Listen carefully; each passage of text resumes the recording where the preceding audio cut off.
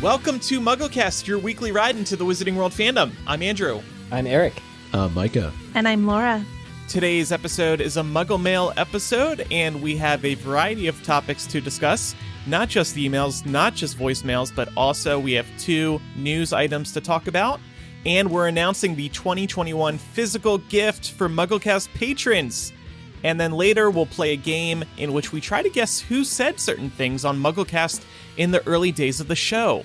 This game was created by one of our listeners, Mike. First up, a news item that broke a few weeks ago, but we've been waiting for this Muggle Mail episode to talk about it. The Cursed Child is going to return to Broadway, Toronto, and San Francisco as one show. No more 2-part Cursed Child in North America. This is following sagging ticket sales, which we've spoken about on the show before. Here's the thing, according to the site's Q&A page, the new show will be 3.5 hours long, including intermission. The original 2-part show combined was 5 hours and 15 minutes, including 2 intermissions. So intermissions aside, if we go with my math, which isn't always perfect, but it's okay, I did put some thought into this, I think the show is going to be about 100 minutes shorter. Wow. Now, if you read like the marketing, Cursed Child is like, this is a reimagining, it's the same show. But 100 minutes gone? There's going to be a lot cut. Wow. That's a lot on the cutting room floor. That's a lot of Albus and Scorpius love left on the floor. No, I'm sure they'll keep on all that. They're just getting rid of all the bad dialogue. So I guess the core story will still be there, you know, the general overarching plot. The time turner scenes, I think, will be there. Where the story heads, you know, the ending, that'll be there. But yeah, what are they going to cut? And we're not going to get into the details today, like our guesses, because we don't even know. They haven't shared any of that info yet. It's probably going to take some people posting it all on Tumblr for us to figure it out. Well, I haven't seen the original show, but I am familiar with the story, and I'm very aware that everyone who sees it says, yeah, the story is crap, but the show is amazing. And I wonder if this might actually be a good thing for this story, if they're selective about whatever this 100 minutes of content they're removing is. Maybe they're going to be able to tell a more streamlined story that doesn't feel quite so fan fiction-y, I guess. I'm trying to be optimistic. No, I think those are all really good points. As somebody who has seen the show, though, I don't remember a moment that I wasn't really entertained. So putting aside the actual story itself, I feel like there was always something that was kind of keeping your attention, and everybody that was in that show did an amazing job. And agreed. Now just thinking through, are they going to cut characters? How does that impact the actual, cast and crew of the show that were gainfully employed, right? Mm-hmm. And not only those folks, but those who are working in the theater itself, thinking of concessions and others, this is going to have an overall impact. And I know we talked on other shows about how much it costs just to renovate that theater. I assume they not only did that in New York, but they did that in Toronto and San Francisco as well. So, I mean, these theaters were renovated using millions of dollars just to be able to put on Cursed Child. So I don't know what they're going to cut. To your point, Andrew, I think we're just going to have to wait and see. And I wonder, does that mean that they're going to publish a brand new script book? We have the originals. Don't sell them. It's a reimagined script. It's the 8th Harry Potter story. Reimagined. Reimagined. Or yes. do you think it'll be the 9th Harry Potter story? Oh, my goodness. Well, I will say that I think they'll keep all the visually stunning things, right? The things that made the original play so fascinating to see on stage. There's no way they're going to get rid of the warble when the time thing comes, or the trolley lady scene where they're jumping off. There's just no way, like, any of that. That's my please don't cut. The trolley lady scene. Trolley I know. loved that. Yeah. It's real near and dear to my heart as well. But things in the old folks' home, with Amos Diggory, that could probably go. Yeah.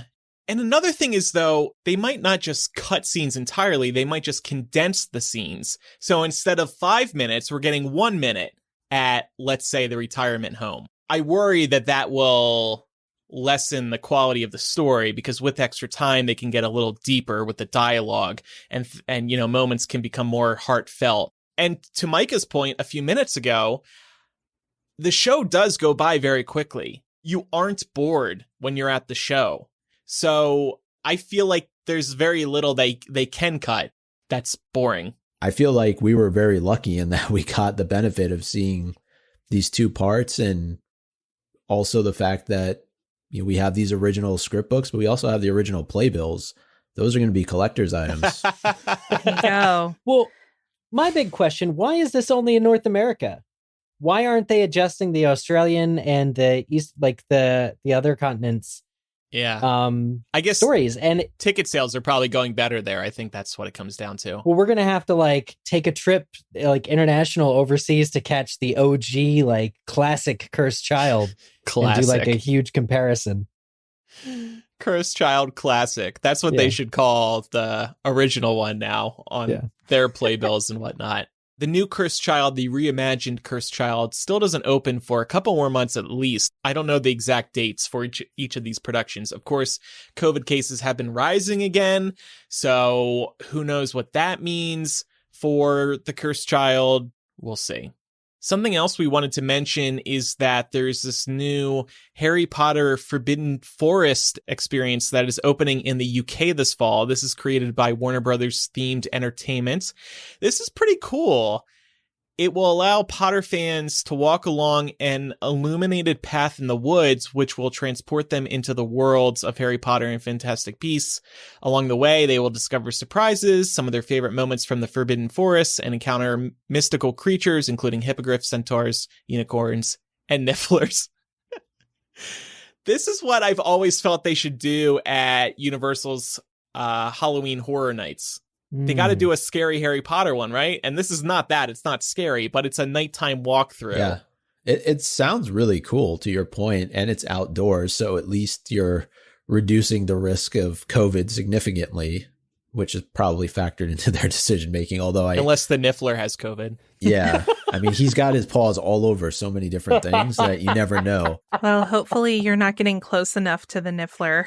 To he's getting close to you. He's raiding my pockets. If you want to tickle the Niffler.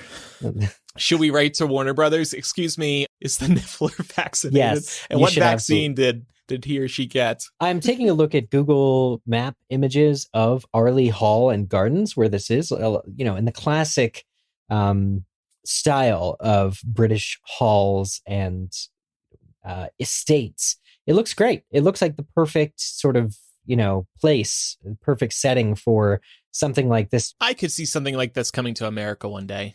Okay, so we are very pleased to now unveil the MuggleCast gift for patrons, or should I say gifts for patrons, here in 2021. So, a little history. We were kicking around some ideas, and we settled on two, and we couldn't decide which one to go with. So we said, why don't we just pursue both and let patrons have a choice? This year, for the first time ever, you are able to choose which gift you receive. So Dumbledore's Army level patrons will be able to pick one of the two gifts. Slug Club patrons will be able to pick one of the two gifts or receive both. So what are the gifts? Gift one, Eric. Yes, I will be coming to your home.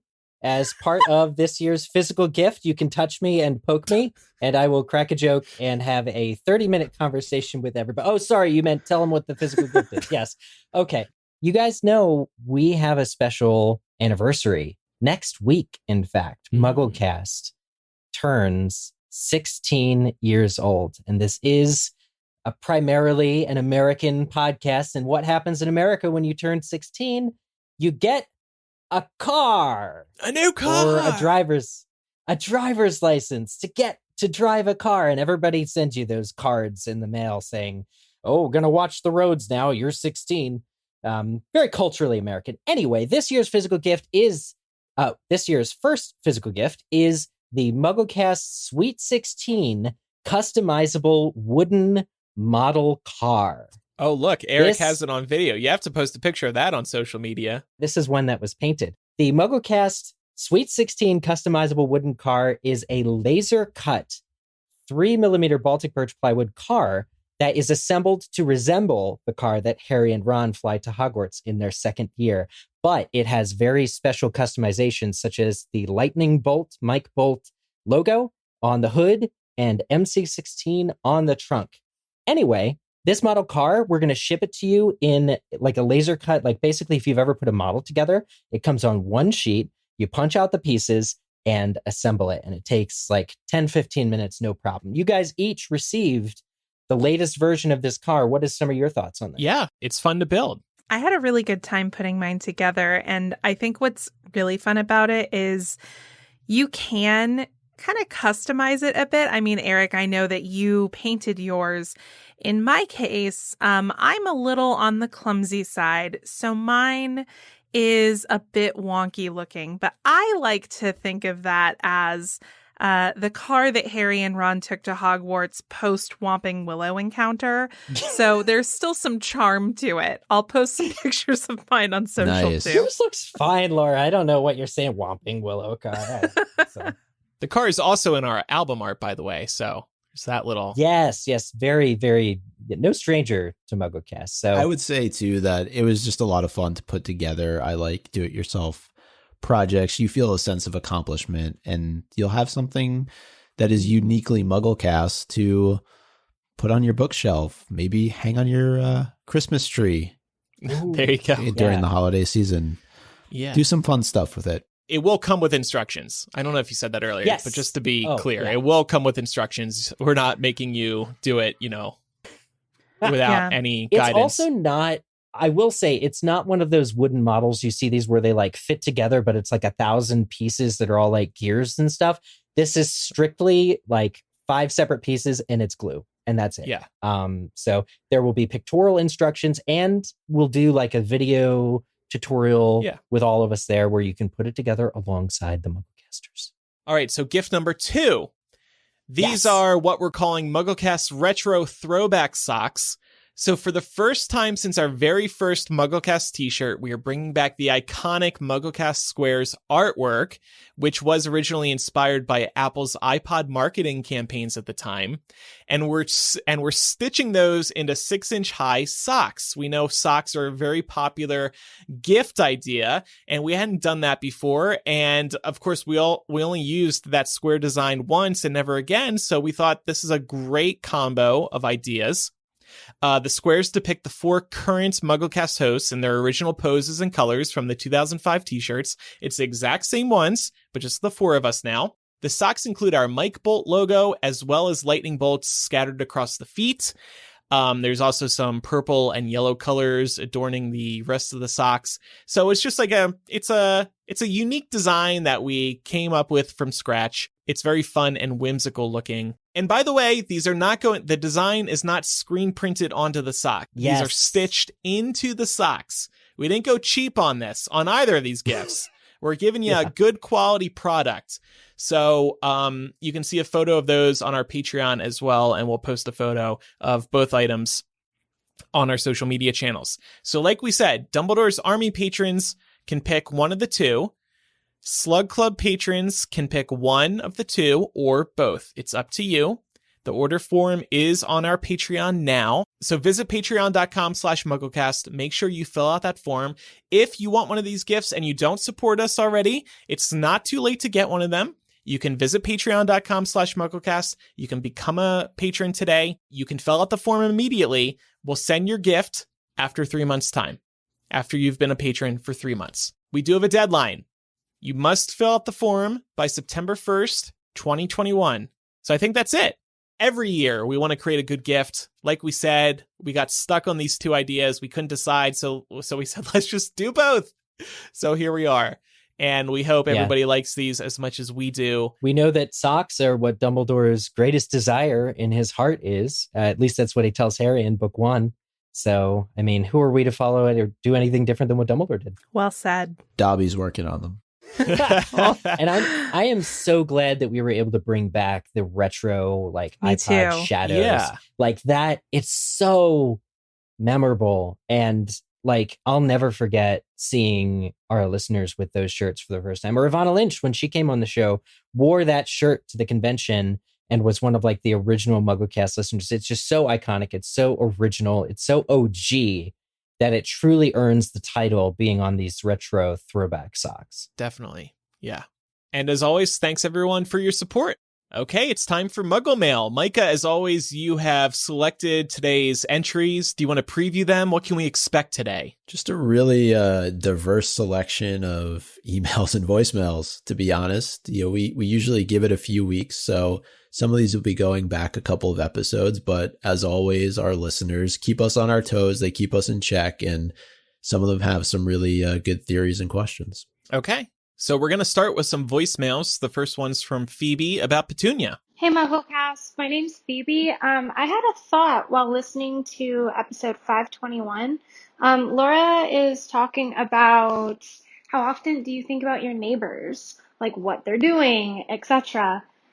What if Petunia, besides being nosy, just in general as a person, but like what if her nosiness was exaggerated because she knew the wizarding world existed? And what if she was looking to see if any of her neighbors were magical? Like, she's not ignorant to the world, and her standards of perfection and normalcy are due to not being accepted into the wizarding world and overcompensating in that way. What if she was just spying on all of her neighbors because she was curious if any of them were part of the wizarding world? Thanks. I like that. I really like that take. And I like taking it a step further.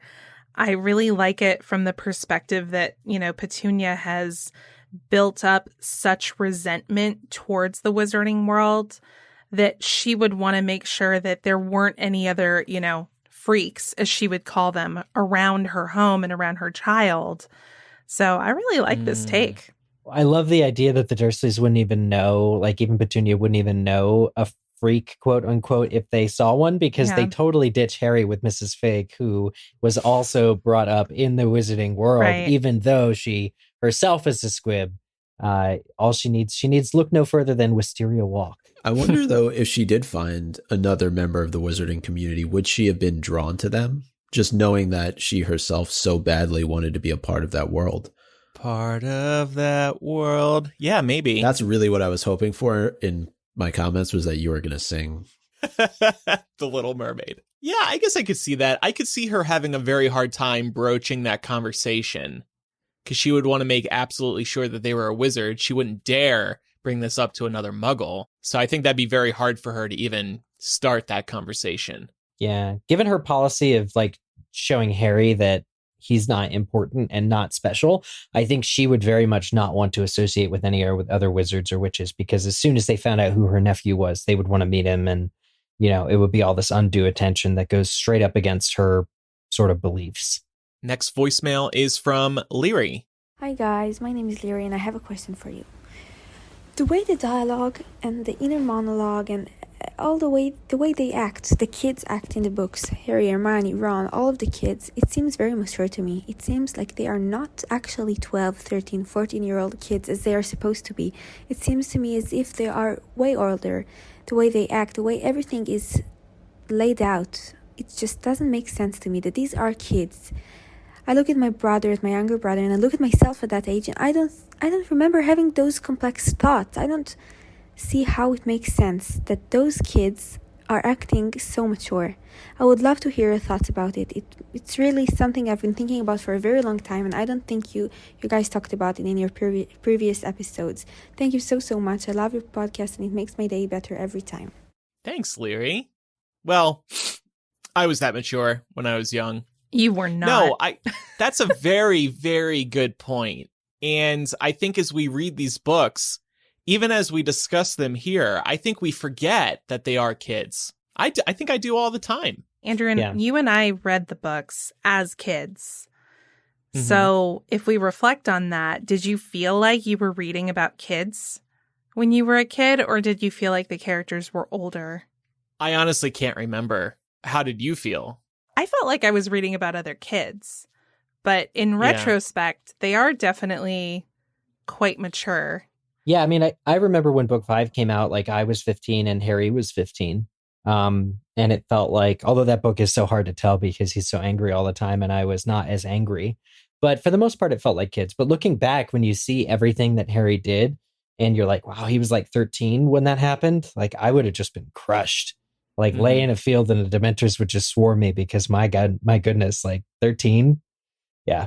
So it is pretty crazy. It's also possible that it's due to the author as well. Just the fact that you have an adult that's writing the series. And so naturally, some of these younger characters are going to come across as being more mature than they maybe would otherwise be if the book was written by somebody who's a little bit younger. That's fair. Yeah, something that I really like about these stories and the way that younger characters are portrayed is that it doesn't infantilize children. I think that culturally, we have a tendency to like baby talk kids and treat them like they can't understand complex concepts. So maybe these kids read a little more adult, to Micah's point, they're written by an adult, but I think that it's one of the things that makes these stories great is that we're not talking down to kids. Right. They're also not 6, 7, 8 years old. They're 11, 12, 13. So when I read the series, I never felt like they were too mature. But again, I didn't read the series when I was growing up. Maybe if I did that, I would have had a bit of a different perspective. I think it'd be interesting to reread the books and have at the front of your mind the entire time, they are 12 here, they are 11 here, they're 13 here. And when you keep that in mind, I wonder if your perspective changes. Maybe not much, but it's just something that moves to the back of your head, I think, when we're not hit over the head with how young they are, to Laura's point. Except for, of course, all of the information being withheld from Harry. They treated him like a baby in that regard. I will say in the Discord, Justin is bringing up a good point, which is that they're all at school on their own, which is different. Oh, yeah. A lot of people, like if you didn't go to boarding school, probably your first experience being on your own was when you were in your late teens, right? Right. Good point. So I think something like that probably forces you to mature a little faster. Yeah. And as the reader, you don't see mom picking them up in the minivan. You don't see dad yelling at them for playing video games too late at night, for sneaking out, for checking out Fluffy. Yeah, the parents they're sitting way in the back. You do see moments of immaturity, though. Yeah. Draco, Ron, Neville. They're definitely times in the series where their age shines through. Oh, yeah. Hermione even regresses in Half-Blood Prince a little bit. Mm-hmm. All right. Next voicemail is from Eleanor. Hi, everyone. I've been listening since the beginning of the first quarantine, and I've quickly become a huge fan of your discussions every week. I love listening back to the most shocking moments in fandom history during episode 519 and reminiscing on some of the most iconic times. However, I'm 19, and during the period of time when the books were being released and the fandom was anticipating the final books of the series, I was still in elementary school and not active online in the discussion for predicting what the fandom thought might be coming next. I was wondering if you guys could discuss some fan theories at the time and how you guys thought the story was going to end, and even theories for earlier books like Order of the Phoenix and Half-Blood Prince. Thanks so much for putting out such a great show every week, and I can't wait to be a listener for years to come. Aw. Is Eleanor a podcaster? Because that sounded like a really good microphone. I was shook. I was like, Eleanor has some great audio quality. Or that's a really good mic on that phone. The one I always come back to was Harry a Horcrux? That just was so hotly debated at the time. There were fights, real fights in the fandom between some particular people. People were hell-bent with their theories. Of course, there was also the debates over who was going to live or die, if Sirius would come back, stuff like that. Wasn't there one that Dumbledore and Snape and I'm forgetting who the third person was, were one of them represented each of the Deathly Hallows, or Harry or something like that? I don't remember that, but me neither. That wouldn't surprise me. Probably. Probably. There was Dumbledore as Death or Snape or something. I think that one got the author's attention itself. There were so many interesting theories. Like when you turn a corner on any of the other Harry Potter fan sites, and there was a major theory being touted in the discussion. And it was definitely a very full, very ripe time for, I'm trying to think of what to compare it to. It was like basically going on TikTok, and you open up TikTok and there's all this stuff going on in any different category there's a video for. It was like that, but with only Harry Potter topic, and it was any old theory. And like most of the people were very good at explaining why they thought something might be a certain way. And it was very captivating. Definitely. Yeah, I mean, I remember getting lost in the editorial section of MuggleNet. That's really the first area that I dug into on the site, and I would come back all the time to read the theories that those writers had about what was coming, because I think at the time Half-Blood Prince had just come out, so we only had one book left. But I couldn't imagine doing this podcast, with like 3 books left to go. That would be crazy. All the theories that would be out there. It really would. I will say for myself, I was convinced, and I know I've talked about this in more recent episodes, but I was convinced that we were going back to the Department of Mysteries. It just felt like there was so much left up in the air about that, and so much information about the building blocks of magic that was teased at the end of Order of the Phoenix. I was absolutely convinced that that was going to be a major part of book 7, that some kind of final confrontation might take place there, that the veil was going to be a big part of it, and like never went back there. Yeah. I also remember being convinced. It was like, the final battle's not going to happen at Hogwarts. That's so predictable. And then it did. Absolutely did. But I liked it. I liked the way it was done. Yeah. Yeah. Well, there's that huge battle in book 6. I'm so glad that movie 6 went to the Burrow instead for their battle. Otherwise, it would have been too repetitive. I figured it out, you guys. It's Voldemort, Snape, and Harry representing each of the 3 brothers. Oh. Voldemort echoes the story of the eldest brother who thinks he can defeat death with massive magical power, but he falls short because of his hubris. Snape represents the middle brother who's consumed by grief over a lost love, which is Harry's mom. And finally, the youngest brother is a representation of Harry, who manages to hide from death for a long time before willingly going and embracing his own demise. Wow. And in that parable, Dumbledore himself is death. And remember, at a certain point, Dumbledore possessed each of the Hallows. Mm.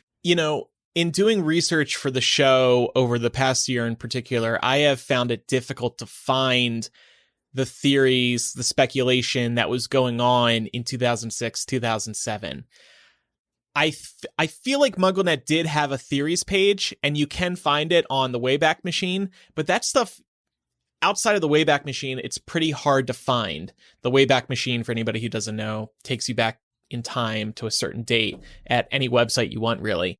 And I would love to see fan sites bring those old theory pages back just for time capsule purposes, just to, because it is fun to look at what we were speculating over at the time. And of course, you can listen to early MuggleCast episodes to find stuff like that. But it would be easier if there was like this master list of theories that we were kicking around on the big fan sites back in the day. It makes me think of, I'm an Apple nerd. A couple of Mac websites will do these like rumor reviews after big Apple events to see who got rumors right and who got rumors wrong. It could have been something like that, where we're like, okay, here's all the theories that were out there pre-book 7, and here's which ones were right, here's which ones were wrong. Not to shame anybody, it's just interesting to look at. Definitely. To that point, I would just say for Eleanor, like go on the Wayback Machine, like check it out, go to MuggleNet and just type in your category, like on the calendar, like 2006, let's say, and pick a page, any kind of page, like theories. It's at archive.org, and that's what it is. And also the editorial section too, which I mentioned earlier, you could go and read all the past articles that were written, because any number of those sections just had tons of theories. The other thing I thought about too, and not looking to promote a book, but wouldn't a lot of the theories be in what would happen in Harry Potter 7, which was MuggleNet's book? Yes. Back around that time. You could probably get it for cheap on Audible if you take a look. I haven't looked yet, but I'm assuming that it's probably a couple bucks on there. You mean Amazon? What'd I say? Audible. Audible. I was like, was there an audiobook version? Audio version? I actually recorded I did the audiobook. I narrated No, it. you're kidding, Micah. No, I didn't. Oh, okay. Now I'm looking on Audible. Another big theory, though, that got a ton of discussion was around Snape's loyalty and whether or not Dumbledore wanted Snape to actually kill him. Was Snape good? That was Snape... that was like a fun book release moment for Book 7, because I know a lot of bookstores, when they were doing midnight release parties, they were giving out, were they bookmarks or like little signs that were basically like Snape is good or Snape is evil. So people were like showing their support for their position. Somebody who has given up on J.K. Rowling recently gave me her old ones. The Snape is good, Snape is bad. So I have some of those now, actually, from Borders. Well, yeah, it was a Borders exclusive. It was called The Great Snape Debate. And it was it was a book. It was upside down. It was printed where one side and I think half all pages were printed upside down if you for like make the case that Snape was good. It was real nice. It was kind of gimmicky, but it was real nice. I would also say, we referenced theories about deaths. There was a ton of speculation about romantic pairings and who was ultimately going to end up together. And that caused some real fights between people, particularly Harry and Hermione shippers and Ron and Hermione shippers. So that was definitely a thing. I feel like especially after book 5, when Harry and Hermione were in the Forbidden Forest solo with Grop, I feel like there was a lot of the writing there that people really read into to support their theory that Harry and Hermione would end up together, which of course we know didn't happen. But that was, it seems obvious now when you look back on it who was going to end up together, but there were a lot of people convinced it was going to go the other way. Oh, Beth in the Discord brought up a great point. There was a website called DumbledoreIsNotDead.com. Yeah. There were a lot of people convinced that he was not dead. Yeah, that was a nice looking website. I feel like I bought DumbledoreIsNotGay.com as a parody. You did? Didn't I do that? Yeah. We should make it clear that it was tongue-in-cheek. Yes, I should buy that again. Unfortunately, DumbledoreIsNotDead.com is no longer online. But yeah, I remember checking out that site quite a bit. We should buy it. You should redirect it to Harry Potter Fan Zone. All our sites redirect to Harry Potter Fan Zone. Okay, and we have one more voicemail from Franzi. Hey there, MuggleCast. It's Franzi from Germany. I just finished your episode about Deathly Hallows Part 2's anniversary, and I just wanted to tell you some personal anecdotes about this movie. I actually went to the London premiere in 2011. The trip was a present from my parents because I just finished school. And I remember when I stood in Trafalgar Square and everyone gave their speeches, everyone, including me, was crying, and I got hugged by a fellow crying fan next to me. We never met before this, and it was such a nice fandom moment. And I also wanted to tell you about a friend of mine who has only seen the movies, and he messaged me after watching Deathly Hallows Part 2, and he was like, I can't believe Snape is Harry's father. He got so confused by the Princess Tales scenes that he believed Snape was Harry's dad. I was just wondering what you guys might think about this. Peace and love. Peace and love. Wow, great voicemail. Wonderful. I don't have thoughts. I'm speechless over that. That's really funny. See it, though. Yeah. I don't think that's the only time that I've heard that, where folks who have just the casual moviegoer that have seen the Harry Potter films could think that Snape was in fact Harry's dad. I think not just with the Prince's Tale, but I think there's some like little hat tips to it throughout the course of the series where they're not obviously true, and I'm not remembering them right at this moment, but I don't see that as being so far-fetched. Yeah, especially because the Prince's Tale scene is all about don't tell Harry this, don't tell Harry until the right time. If you mishear something, because again, there's like massive music going the bomb and like it's all British accents and everybody's muttering, I feel like you could very easily mishear that Snape was actually his dad. And it's like, does the boy not know? Kind of. just like Dumbledore and Snape talking about his paternity. So yeah, I think it's easy to kind of mistake. That sounds like a big mistake on the writer's part. I mean, they have to inform I think the Steve broader Kloves audience. loves it. Yeah, Maybe. loves chaos. I mean, I feel like this interpretation makes Snape leaving baby Harry there even weirder. You just remind me of her. I can't take you with me. I'm now rewatching all 8 movies tonight, and in my head, I'll be thinking about Snape being Harry's father, because that's really funny. And then there were like those theories. People get really into it. Like if you say like that scene where Snape looks at Harry weirdly, like, and says like, people may think you're up to something.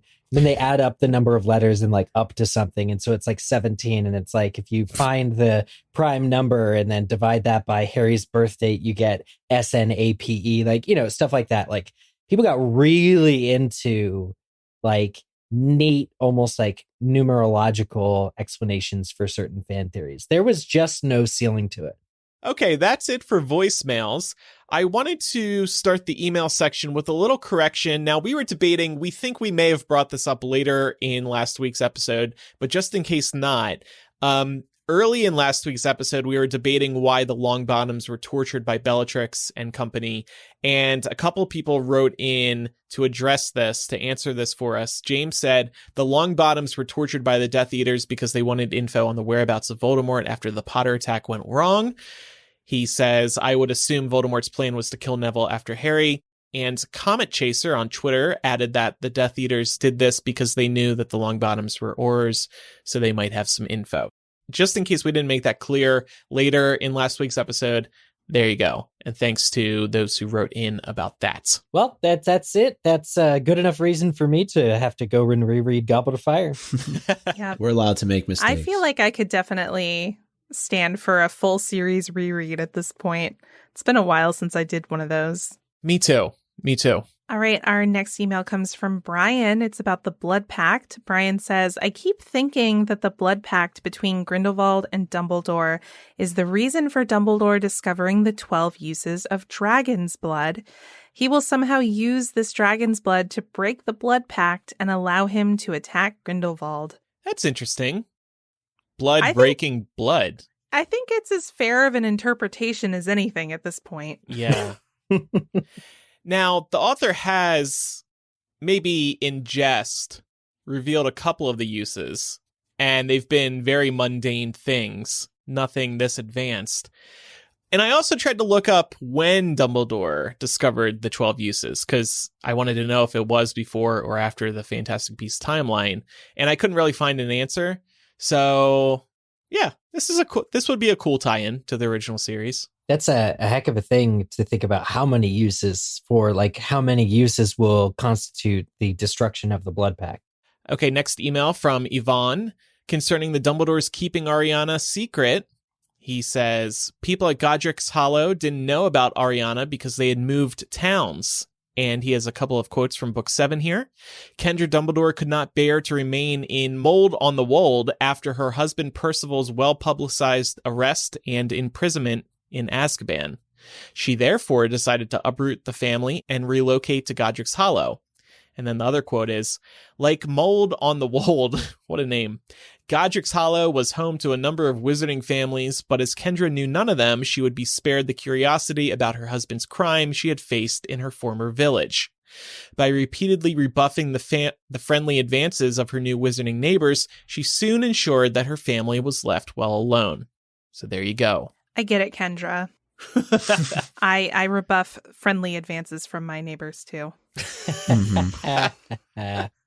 Laura told me the other day she's getting a Ring video doorbell. That's going to really help you rebuff the advances from your neighbors. Yeah, I just don't want to talk to them.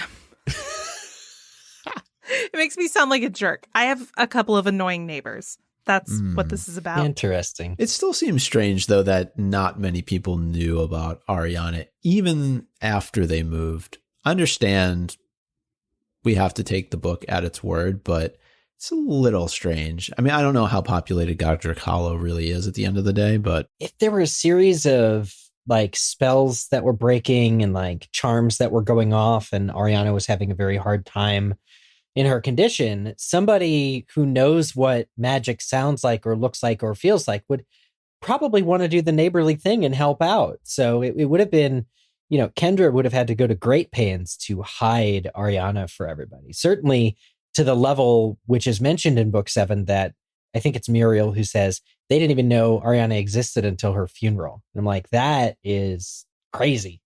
Yeah. And this next email comes from Courtney regarding the Dumbledore episode that we did. Hey, MuggleCast, I was listening to your latest podcast about analyzing Dumbledore and had a few theories I wanted to share. Number 1, the Blood Pact.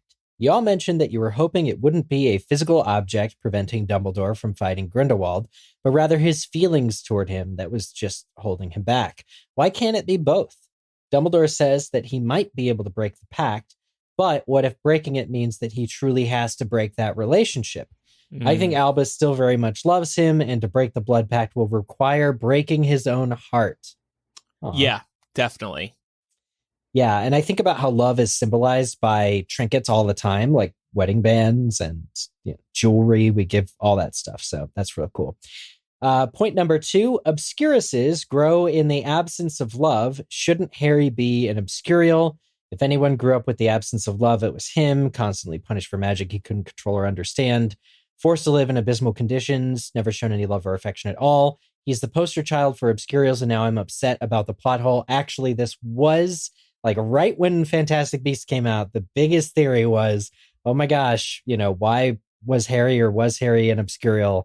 And J.K. Rowling herself explained, I'll just summarize real quick, while Vernon and Petunia had a confused hope that if they were nasty enough to Harry, his strange abilities might somehow evaporate, they never taught him to be ashamed or afraid of magic. So it's the don't do magic that forces you to develop an obscurial. And Harry didn't. Makes sense. Yep. And final point here, Travers. It is likely that his future lineage is in fact the same Travers that are Death Eaters, but there's no reason to rule out he isn't on Grindelwald's side now. He is responsible for putting Dumbledore on magic house arrest, constantly monitoring any magic that he performs. I think he's preventing, or at least trying to prevent, Dumbledore from making any moves on Grindelwald's orders and disguising it. He also sent all of his orders to Grindelwald's rally, effectively sentencing them all to death. So convenient. Let me know what you all think. Love the show. I really like that, actually, and it's not something that I thought about, but certainly we've seen those on the side of evil infiltrate the ministry in the Harry Potter series, so why not in the Fantastic Beasts series?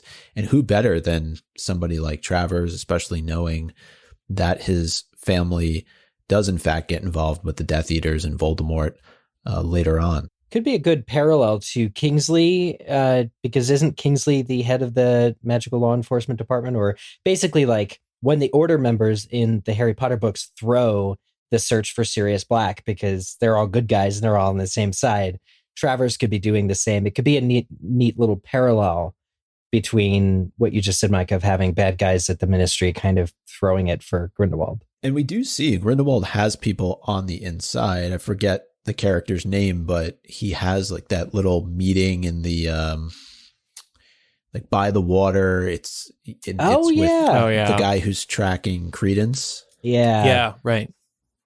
So he's definitely got some moles in the ministry. All right. The next email comes from Julian talking about Dumbledore's family and phoenixes. He says, "Hi guys and gal. Long time, maybe the first time, I forget. I started listening in 2006 and stopped maybe a year after Deathly Hallows came out. Then this pandemic hit and I started listening to your podcast again to get away from a lot of things. It rekindled a lot of love for the Potter series, and I've probably caught up on about 300 episodes in the meantime. Thanks for an amazing job." Well, welcome back. For listening to us for that long. Now to the meat and potatoes, the most important. Through all of the episodes and movies, I've been hearing about Fawkes coming to a Dumbledore in need. BS, I tell you. Pure BS. Too simple. I don't believe Grindelwald for 1 second. He is manipulating. I have met and worked with manipulators, and this is how they work. Saying anything to make the people around them do their bidding. I am assuming since Dumbledore is as famous as he is, as renowned as he is, so is the fact that he has Fawkes. I mean, who wouldn't know about the story of an amazing wizard and his legendary animal companion, and how easy it would be for Grindelwald to manipulate this information to Credence. What is a phoenix? It's a fantastic beast that obtains new life by arising from the ashes of its predecessor. Now, we all know that Dumbledore in his youth was tempted by the darker side of the wizarding world. He planned and plotted and hunted for Hallows with his new buddy Grindelwald, for the greater good. When Aberforth finally confronted Grindelwald, he opened Albus's eyes to who he was dealing with. And with that duel, the aftermath was devastating. The death of Ariana, the loss of even more confidence from his brother, the loss of what was probably the love of his life, all burning around him, an all-consuming flame that burned Albus to nothing. And from that, he arose again, a new man, a new mission, a new outlook. And this is when I think Fawkes came to him. The fall of such a powerful young man to becoming nothing, Fawkes came to him to build him anew. That's what I think. Love the show. Please do chapter by chapter again, like all over again with your older age. I think you'll probably read the books a bit differently. And also, for goodness sake, make sure Laura's there. The rest of you don't have as much sense as she does. Put together. He says he's joking, but I don't think he is. No. Well, look at this, Laura. Glowing review. I know. Thank you for the endorsement. My goodness. Well, yeah, let's hear what Laura has to say. I'm sure she has a great thought. I'm sure Julian wants to hear what she has to say. So I actually really like this. I remember before we talked about the possibility that Grindelwald could absolutely be manipulating Credence in this moment. And what does Credence want most in the world? He wants to know that he matters. He wants to know that he's special because he's had this sense that there's something different about him his entire life. So he's predisposed to want to believe something like this. The only way that this reveal at the end of Crimes of Grindelwald plays for me well is if it's a manipulation. Yeah. And there's more to it. And it's not just like, secret Dumbledore brother. I can't. I want to expand on what Julian was saying and take this theory further. What if Credence does get a phoenix of his own after all because of what he goes through? Like Albus, he's going through very difficult times as well. His life has been burned down to nothing. And now he's arising again. A new man, a new mission, a new outlook. Just like Julian said about Albus. It would be beautiful, it would be poetic if a phoenix did come to him after all. Yes, Grindelwald is still manipulating him, but what if a phoenix comes to him after all? Towards the end of movie 3 or towards the end of the series, whether or not he's a Dumbledore. And then young Albus Dumbledore can say, look at this. A phoenix can come to anyone who's in need. Right. Yeah. If like as a result of all of Grindelwald's manipulation, the upshot of it is that Credence ends up getting the phoenix anyway. Right. That would be kind of cool. Yeah, being broken, and then he'll see the light eventually, unless he dies in the series, which I think is very much possible too. I think that's very likely. Right. And I just think, though, that if Credence were to have a phoenix come to him, it probably would have happened before Crimes of Grindelwald. I mean, think about how he was treated. Talk about being in a moment of need. The Barebones treated him horribly. Yeah. And I forget when that little bird shows up when he's on the roof. I can't remember if it's before or after Grindelwald shows up on the roof to talk to him, but it's not like it showed up for him in a moment of need. It kind of just came out of Grindelwald's hand. So at least in the end scene. Yeah. I remember speculating that whether or not that's just like something else that's been transfigured into a phoenix, or, you know, when it's because he accelerates its growth a little bit too to cause it to have a burning day. Yeah. Right. Which, yeah, it doesn't seem very natural. All right, Julian, thanks for that. We have a couple more emails to get to and then a game, but first let's hear from this week's sponsor, MeUndies. MeUndies makes the softest undies in fun prints to help you feel comfortable at your core so you can feel ready to take on anything. They're the type of undies that you try once and you immediately wonder where they've been all your life. That's exactly how I felt. Cloud-like comfort and countless fun designs are in your future when you order these. You'll be like me, you'll try them once and you'll never want anything else again. MeUndies designs limited edition prints all the time so you can express yourself every single day. Building your undie collection and picking out which lucky pair gets to meet your butt for the day has never been so fun. Choose prints with corgis, chicken nuggets, your zodiac sign, goofy puns, and more. MeUndies also releases collabs with some pretty big names like the Rolling Stones and the new movie Space Jam: A New Legacy. But you have to grab them fast because once they're gone for good. MeUndies has a great offer for our listeners. For any first-time purchasers, you get 15% off and free shipping. MeUndies also has their problem-free philosophy. If you're not satisfied with any product for any reason, they'll refund or exchange it. No caveats, no questions. To get 15% off your first order, free shipping, and a 100% satisfaction guarantee, go to MeUndies.com/MuggleCast. That's MeUndies.com/MuggleCast. All right, our next email comes from Kate, and it's about Snape's home and his relationship with Lily. Kate says, I've been re-listening to the audiobooks and had a couple of questions pop up that I'm unsure if you have ever discussed regarding Severus Snape. The first one came when I was listening to my favorite book, Harry Potter and the Half-Blood Prince. In Chapter 2, Spinner's End, Bellatrix comments how Snape lives in a filthy Muggle area. This seemed odd for someone who closely followed Lord Voldemort. Why would he live in a Muggle area? Once I listened to Harry Potter and the Deathly Hallows, I realized this is likely his childhood home that he is in, where he met Lily. While I can come up with reasons like his childhood with Lily were his best memories, and he wanted to be close to her in that way, or simply that it was his family home, it is still curious that a close and trusted follower of Voldemort, groomed to think of themselves as better than Muggles, would choose to live in a Muggle area. The second question that arose was during Snape's memories at the end of Book 7. It appears as though Severus and Lily became friends before they entered school at Hogwarts and remained friends at least through their 5th year. They would have been known to be friends to their peers, so the question arose, why in Dumbledore's or Lupin's attempts to assure Harry of Professor Snape's trustworthiness did no one mention to Harry that he and Harry's mother were childhood friends for at least 5 years? Not only at school, but when they went home during the summer breaks, they had to have spent summers hanging out together as none of their other friends were mentioned to have lived in this Muggle area. I particularly wonder why Lupin never said anything when Harry was speaking to him about his father's childhood relationship with Snape.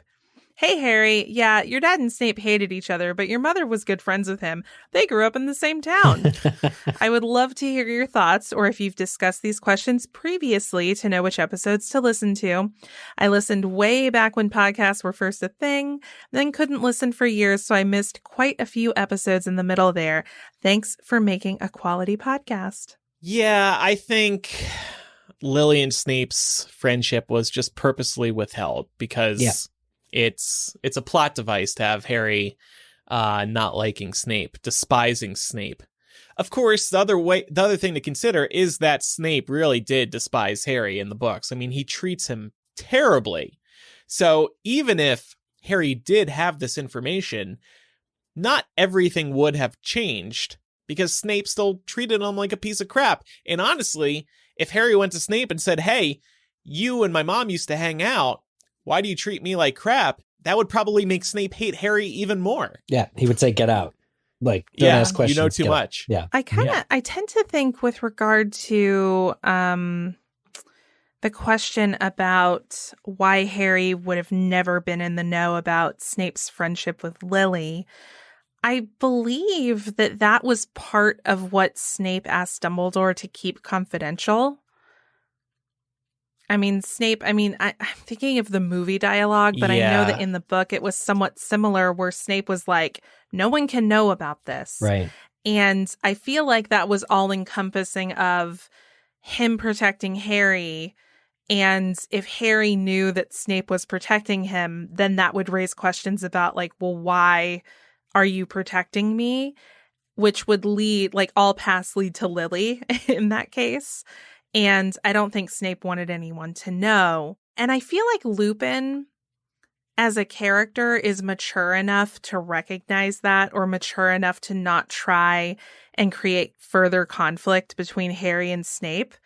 But I gotta say, I don't think Sirius is mature enough to do that. No, and it's possible Dumbledore went after that conversation with Snape in A Prince's Tale and made all these side agreements where everyone else had to promise they wouldn't tell Harry one day that Snape and Lily were friends. But it seems unlikely, especially because Sirius was in jail the whole time.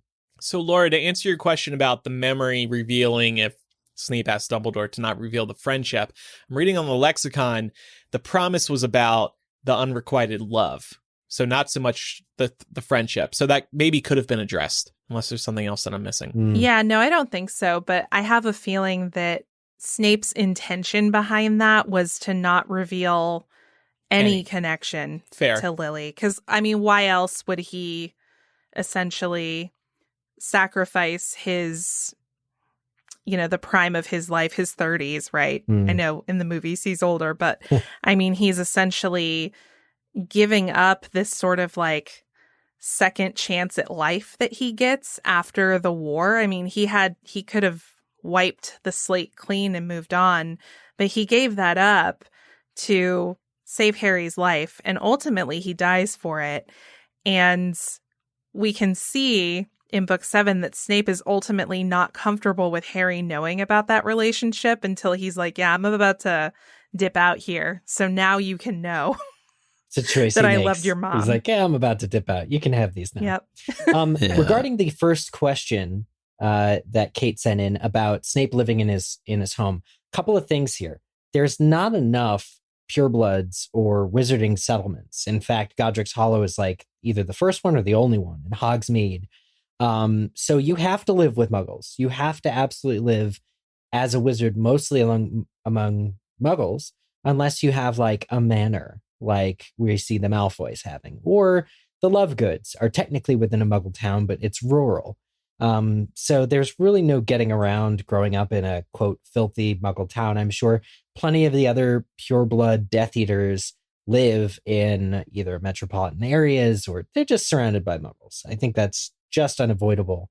And then the other thing is, you know, it's his dad was a Muggle. Snape's dad was a Muggle and his mom was a witch. And I feel like it is weird to surround yourself in the childhood home that you have many negative memories to, but it is possible it's one of the things his dad left him in the will. And maybe it's just one of his only like possessions. It's dark and brooding like Snape wants to be. I think maybe Snape is not allowing himself to be happy and wants to be miserable. So he houses himself there. Right. I don't think Snape needs to submit paperwork to Voldemort. It's not like he's getting, you know, a paycheck at the end of every month and Snape or Voldemort needs to know where Snape lives. Like I don't think Snape really cares a whole lot at the end of the day either. I mean, he's able to dupe Voldemort into thinking that he is actually on his side. I don't think Voldemort's really going to care a whole heck of a lot where Snape lives at the end of the day, as long as he's doing his job. So, and then the second question, I would just add on to what you guys were talking about before. I don't think that Harry knowing would have broken the ice at all between him and Snape. It may have even made things worse. Because if I were Harry, I'd be like, okay, well, you were in love with my mom. You guys were good friends growing up. Why are you such a bleep to me again? Right. Like, I'm not following. Yeah. And Snape would be humiliated too. Yeah, definitely. And now, so y'all got me reading about the Prince's Tale again. I forgot this. Snape asked Dumbledore did not tell Harry that Snape was his father. I completely forgot about that. Yeah. Don't tell Phronsie. It's in the script book of Deathly Hallows Part 2. Yeah. Okay, so this next email is from Pamela about Slytherin's bias and the Locket Horcrux. I was rewatching some of the movies recently, and while Slytherins are often portrayed as racist, do you think the Sorting Hat was originally created free from the bias that Salazar himself had towards those not of pure blood? In the creation of the Chamber of Secrets, it almost seems as if that bias manifested later, though that might not be the case. So let's address that one first. Again, I did a little research into this one. The exact wordage is that the Sorting Hat consists of their various of the four founders' intelligence. So it's like it's an AI. Yeah. The Sorting Hat is an AI. Yeah. If it's adopting their minds, then presumably there would be some of those sensibilities carried over. It sounds like there's inherent bias regardless, because if you think about the qualities that each house is representative of, when the Sorting Hat goes through and names all of the different houses, it lists the qualities, and that in and of itself is bias. Like if you're only taking the most courageous for Gryffindor, that's a bias towards people who tend to be a little bit braver, right? And then you could go through all the rest. So it would be unfortunate, though, if the bias of pure blood mania is a part of the Sorting Hat putting students into Slytherin, knowing that they would grow to be those types of individuals. It would do well in Slytherin, where all the bigots are. My impression was that the Sorting Hat was made only after my impression was the Sorting Hat was put in charge only after all the founders were no longer at Hogwarts. The Sorting Hat himself says, like, old Gryffindor plucked me off his head and made me the, person in charge. But if that is the case, if the founders themselves sorted, because it says they took those that were most like them into each of their homes, then there was probably a period of time where they were sorting people that were least like them into Slytherin's house. And like the bias it turtles all the way down. So, but definitely by that point, Slytherin would have left. There would have been that parting of the ways, and Slytherin would have left Hogwarts. So I think the Sorting Hat was probably always biased. Yeah, I just realized the Sorting Hat probably needs therapy. Can you imagine having 4 different personalities kicking around? Yeah. I feel bad for it. Yeah. Well, that's all sad now that I'm thinking about that. So that's a bummer. Not just Laura's idea, but what else is being discussed here. And this other point from Pamela on the locket Horcrux. This is just pure speculation, but since we know the locket was in the desk at Grimmauld Place, what would have happened if Harry had noticed the snake on the front and asked it to open in Parseltongue? I feel like unknowingly unleashing a bit of Voldemort's soul on the world might be slightly horrifying. Yeah. Probably. That would have been too easy, though, right? Surely Voldemort would lock it down. Also, Harry's not that observant. Yeah. Wow. Like, I feel like this, it's a theme. Think about how many things we see throughout the books that later on we're like, oh, that was that thing. It's not just Harry. Everybody takes turns trying to open the necklace that day in Grimmauld Place. That's true. And so none of them seem to be like, oh, there's a snake on it, kind of a thing. Well, I mean, given that Ron can also speak Parseltongue, they're lucky that he didn't try to open they're the lucky Horcrux. nobody asked Ron to do it. Yeah. Well, I mean, but Moody's in the house. He's actually an Auror. I don't know if Kingsley's there at the time or if he's introduced later, but there's I do think that it would have been a way different scene than what we see in the forest when they do open the locket, because that's after the Horcrux has been growing on a steady diet of Ron's insecurities and basically all of the trio's fears. And so if it had been neglected for decades or whatever, since Creature took the locket, then if they had opened it right away and figured out how to do it, the whatever appeared inside would have been pretty weak and probably very easy to kill. Yeah. All right, next email. This one comes from Alex. Did the movies improve upon the books? The books are much better than the movies, even though both are great in their own way. However, after realizing that I preferred Hedwig's movie death to her book death, I wondered if the panel thinks there are any other good changes / additions that the movies made. Here's one more I can think of. Yep, this is one I was going to mention. Slughorn's story about the fish that Lily made for him in Half-Blood Prince.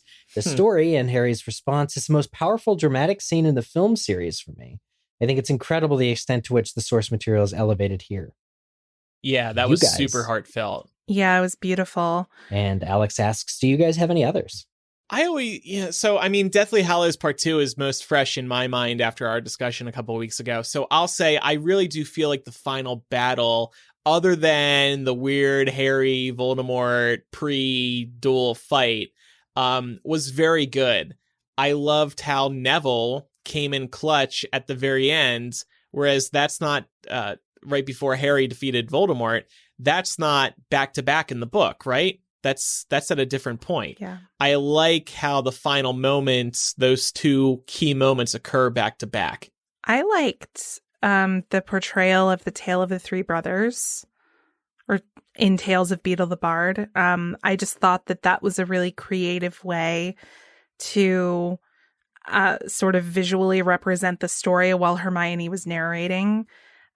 They could have gone real basic and just kind of had them all sitting in a room listening and exchanging confused looks over the table. But I thought that the way they portrayed it and the animation was just so beautiful.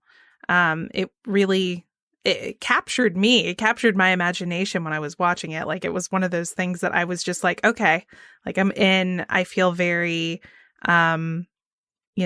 attentive while I'm watching this. So yeah, I think that is something they did really well. I'll agree with you on that animation. That was actually just a caption contest image recently with Zeno, and the trio. And one of the winning captions was, "Hey," Ron says, "why did things just become animated for 3 minutes?" Yeah. I didn't feel like it was jarring, but you can see how some people might. But I tend to agree with decisions like that. In movie 5, I tend to agree with every montage, everything they do to smooth this story out and simplify the longest book. I tend to not have any issues with it all, mysteriously, considering I hate that when they do it in movie 4 and 3. But yeah, so all of movie 5 would be my answer. Yeah, I would say the opening of Half-Blood Prince. I was disappointed, obviously, that we didn't get the other minister scene, but I think the fact that it brings the wizarding world and what's going on there right into the real world right at the very start of the movie was something that I thought they did a good job with, where, they have those people looking out of the office building, and then the Death Eaters break that suspension bridge, and they eventually make their way into Diagon Alley. But it was just very cool kind of bringing the two worlds together. The other thing that I'm thinking about in Deathly Hallows was a very controversial scene, but the dance scene between Harry and Hermione. I actually didn't mind it. I think it just showed the fact that could have always been a possibility. Yeah. And you didn't quite know what was going to happen in that moment between the two of them. And I know there were a lot of people who were really pissed that it was in there, but yeah, in hindsight, really. It was kind of like a goodbye to what could have been. Yeah. Yeah, I'll agree with that. No, I mean, I think, I don't know. I have mixed feelings about that scene, but I agree. I think sort of if it in a vacuum, the scene is just really well done. I think it honestly speaks more to the actors' chemistry than it does to the chemistry of those two characters, but that's definitely That's up fair. for interpretation. It's time for our throwback email. We do one of these every time we do a Muggle Mail episode. This is coming from all the way back in August of 2007. It's from Louise from Brisbane, Australia. And she was 15 at the time. I was just wondering if anyone picked up on this parallel that I thought of while reading Deathly Hallows. I think that there was a lot of references to Nazism and the Holocaust in the book. Now, the reason why I chose this particular email was because we're starting up a lot of our discussions around the Crimes of Grindelwald and the character discussions. We just did one on Dumbledore. We have another one coming up next month in August. And we know the direction of the series is likely going to take us to Germany at some point, and World War II will be a factor. So here are some of the things that Louise came up with. Grindelwald's sign and the Deathly Hallows symbol, comparing it to the Nazi swastika. The Deathly Hallows symbol is both a sign of a dictator-like figure and a traditional image from a legend, just like the swastika is a Nazi symbol, and also backwards is a holy symbol for good luck. Grindelwald's camp, where he was later interned, sounds very much like a Nazi concentration camp. It's Nuremberg. Undesirables in the rounding up of Muggle-borns, very similar to how the Jews were rounded up during the Holocaust. All those with Muggle grandparents were considered dirty, much like the Nazi view on Jewish blood. And now, come to think of it, the Death Eaters who had infiltrated the highest post in the Ministry of Magic, we were just talking about Travers earlier, were rather like Hitler's right-hand men who controlled the Gestapo, the police, and the German schools.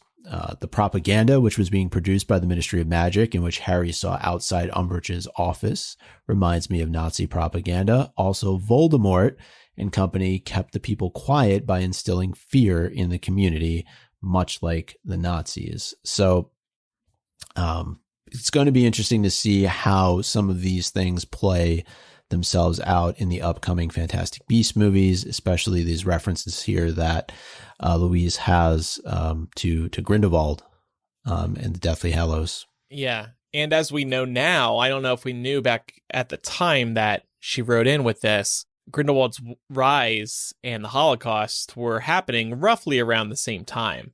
Right. So. And what did Voldemort learn from that he then later uses during the Harry Potter series?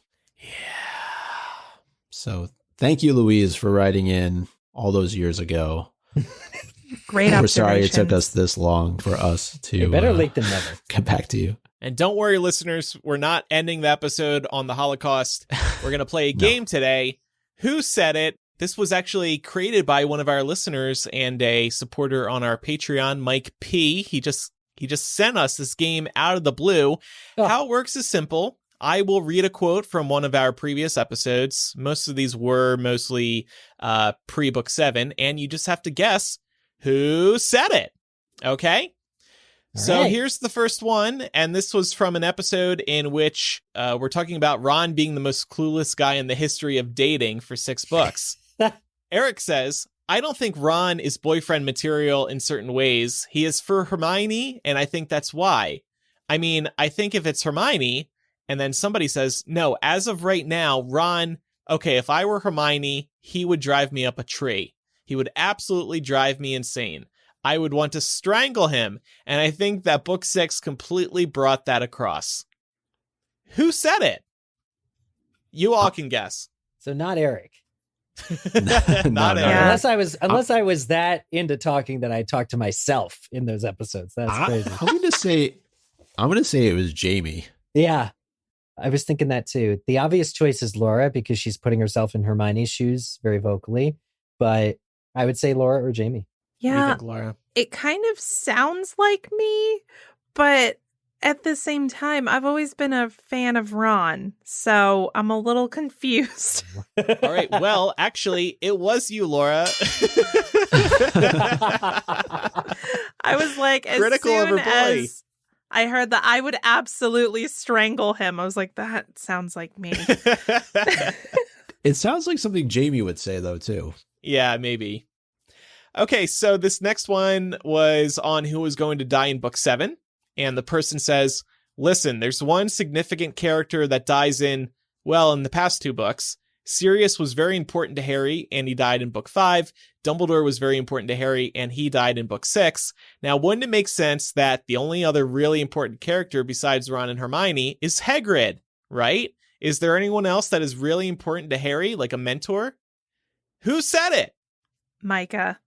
I think this was Micah. This was me, I think. Eric? Who am I to argue with the other two? Well, unfortunately, it was my brilliance. Y'all are wrong. Oh, I know. Wow. I was so Wow. smart. It happens. I mean, it was an incorrect prediction, but I sound like Micah. I take it as a compliment. Thank you. you should. All right, this next one. So we were reminiscing on who was originally going to be on MuggleCast. And Laura says, yeah, and I remember I don't even think it was this crew of people that were going to be on it originally. And then someone says, oh, no, definitely not. I wasn't going to be on originally. Who said it? That could fit either Micah or myself easily, I want to say. Because Micah, you wrote in about like doing news segments. You weren't thinking of being a full host. I was pulled out of obscurity while I was driving to work one day by Ben. I'm going to guess Micah. I'm going to guess you, Eric. It can be anybody outside of these four, though, right? Yes. Yeah. I'm going to go with Kevin. Micah was right. It was Kevin. Yep. Whoa. Poor Kevin.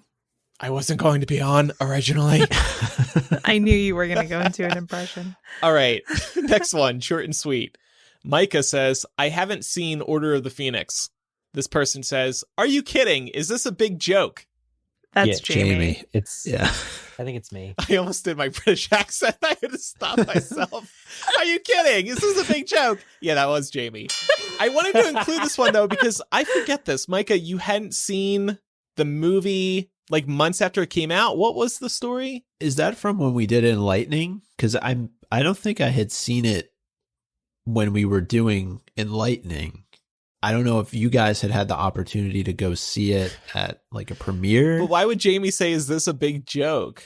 I vaguely It's remember probably you years taking later. forever to see a movie. You might be right. Yeah, I think you're right. Yeah. I don't remember the reasoning behind it, though. Honestly.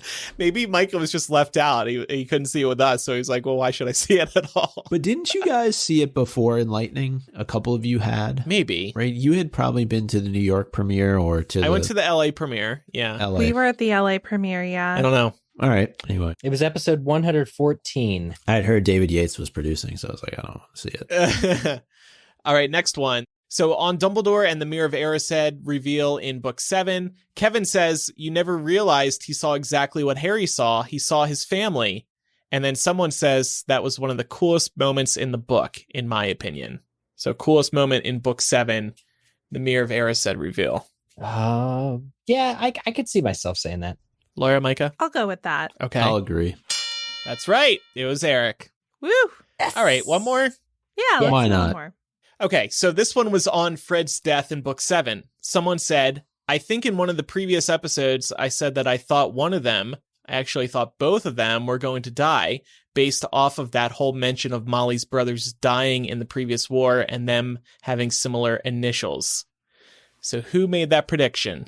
There you go, Eleanor. There's a fan theory. Yeah. That was really good. Gideon and Fabian both died in the first war. Fred and George mirrored both die in the second war. What a great idea. Based on that, I'm thinking it was probably you, Eric. I think it was you, Laura. Really? I was thinking I either do. you or Kevin. I'm going to say Laura. Maybe it was Mikey B. Well, Micah, it was actually you. Everyone was wrong. Wow. Okay, that was a good one to end it on since y'all were wrong Yeah. and guessing different answers. Yeah. That was fun. So that's how we play Who Said It? And thanks, Mike, for coming up with that game. Yeah, that was fun. Yeah.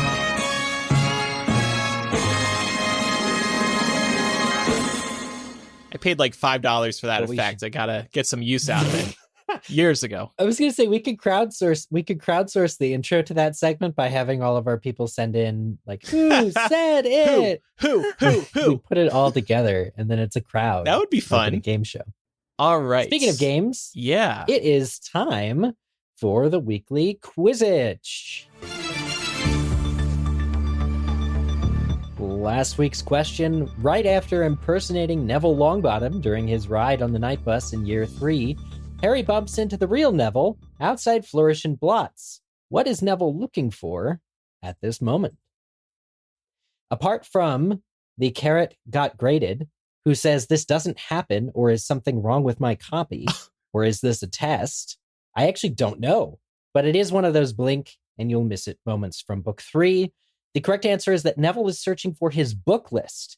and Augusta is chastising him. So, Of course she is. Yeah. Well, I mean, it's the first of another list, at least, that he loses in Prisoner of Azkaban. That's actually a good bit of foreshadowing. Yeah, good bit of foreshadowing. So correct answer again was his book list, and correct answers were submitted by Kim Sokjin, Aslana Cadavra, Enola, Irene, Bort Voldemort, Slithered In, Caught Spattergroit, Countess Fettuccini, Legalized Gillyweed, Plant-Based Luna, a Locust Packet of Drupal's Best Blowing Gum, and sorry, Eric, for writing long names. Thank you. You're forgiven. Countess Fettuccini. Countess Fettuccini. Any relation to Count Ravioli? Maybe she got married. Oh, and somebody else won. The Dino Raincoat has now gone extinct and wants to request for a refund. Great. Operators are standing by to process that. Anyway, next week's question. What is the name for the double agent working for the British Ministry of Magic as a bounty hunter who is secretly taking orders from Grindelwald? Micah, you inspired this week's Quizzitch question. Aww. Yeah. And anyway, submit your answers to us via the contact form, or not the contact form, the Google form located on the MuggleCast.com website, MuggleCast.com/Quizzitch. Thank you so much.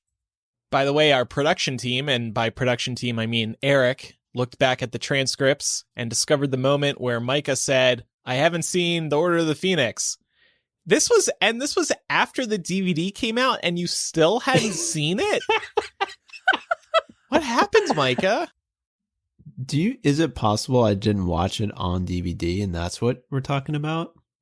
It's hard to say. No, because it says, are you going to ship a copy over to me since I have not seen Order of the Phoenix yet? Are you sure it wasn't just like a running joke? Micah, you like say maybe here, initially I hadn't. but you say, no, I'm not joking. All right. You got really And I'm literally I've seen the asking- movie. Yeah, to the bit. I literally ask you, you didn't go to your local movie theater to see it? And Laura says, oh my God, you are such a slacker. Where is Andrew? Come on, get out, Micah. Wow, it got violent. As a reminder, the first 260-something transcripts are all on the MuggleCast website, by the way. So you too can play Who Said It with your friends. If you're looking for something new in the world of Harry Potter to read, just read our transcripts. Maybe we'll publish them as a book one day. So if you have any feedback about today's discussion, you can email mugglecast@gmail.com, or you can use the contact form on mugglecast.com. We also have the voicemail line, 1-920-3-MUGGLE. That's 1-920-368-4453. Or you can record a voice memo on your phone and send that to mugglecast@gmail.com. Or if you're like a podcasting professional, like Eleanor appears to be, you can just record with your mic and send us a file that way too. We're flexible. Also, a couple of reminders. Don't forget to join our community of MuggleCast fans today at patreon.com/MuggleCast. You'll receive instant access to years of bonus MuggleCast installments, our exclusive Facebook group where fellow Harry Potter fans hang out with one another. You'll receive early access to each new episode of MuggleCast in an ad-free format. You'll receive a personalized video thank you message from one of the four of us. You'll receive that new physical gift that we announced if you pledge and remain pledged for a minimum of 3 months. That's patreon.com/MuggleCast. We would also appreciate if you made sure you're following the show for free in whatever app you use to listen to the show so you never miss an episode. And speaking of your podcasting app, if they have a review system, we would appreciate if you left us a quick little review so new listeners can get a sense of the show before they hit follow. And finally, follow us on social media. We are MuggleCast on Twitter, Facebook, Instagram, and YouTube. So thank you everybody for listening. I'm Andrew. I'm Eric. Micah. And I'm Laura. Bye, everyone. Bye. Bye.